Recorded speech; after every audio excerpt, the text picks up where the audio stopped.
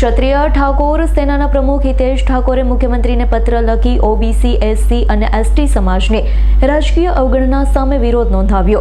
આ પત્રમાં તેમણે આ સમાજોની રાજકીય ક્ષેત્રે નોંધ ન લેવાતી હોવા અંગે ચિંતા વ્યક્ત કરી. પત્રમાં જણાવાયું છે કે ગુજરાતમાં આશરે 2.5 કરોડની કોળી અને ઠાકોર સમાજની વસ્તી હોવા છતાં સાંસદ અને ધારાસભ્ય તરીકે સમાજના બદલે અન્ય સમાજના નેતાઓનું પ્રભુત્વ જોવા મળે છે. ઠાકોર સમાજના પ્રમુખે ચેતવણી આપી છે કે જો ઓબીસી, એસસી અને એસટી સમાજની અવગણના ચાલુ રહેશે અને તેઓ જાગૃત થશે તો તેના ગંભીર રાજકીય પરિણામ આવી શકે છે. તેમણે 2027ની ચૂંટણીમાં મોટા નુકસાનની શક્યતા પણ વ્યક્ત કરી છે. ક્ષત્રિય કોળી ઠાકોર સમાજે મુખ્યમંત્રી સમક્ષ મક્કમ માંગણી કરી છે કે જ્યાં સુધી ઓબીસી, એસસી અને એસટી સમાજને રાજકીય અને સામાજિક ક્ષેત્રે યોગ્ય સ્થાન ન મળે ત્યાં સુધી આર્થિક રીતે નબળા વર્ગના વર્તમાન માળખામાં કોઈપણ પ્રકારનો સુધારો કે ફેરફાર કરવામાં ન આવે.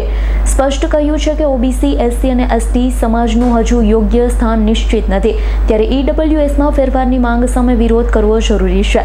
વરુણ પટેલ દ્વારા સ્થાનિક સ્વરાજ્યની ચૂંટણીમાં ઈડબ્લ્યુએસ લાગુ કરવાની માંગણી કરી છે, ત્યારે હિતેશ ઠાકોરે લખેલા પત્ર ઓબીસી, એસસી અને એસટી સમાજની ચિંતાઓને ઉજાગર કરે છે.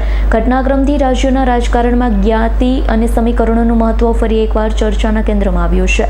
સુરેશ ભાલિયાનો રિપોર્ટ, S9 ન્યૂઝ, જેતપુર. અમારી તમામ માહિતીથી અપડેટ રહેવા માટે જોડાયેલા રહો S9 ન્યૂઝ સાથે.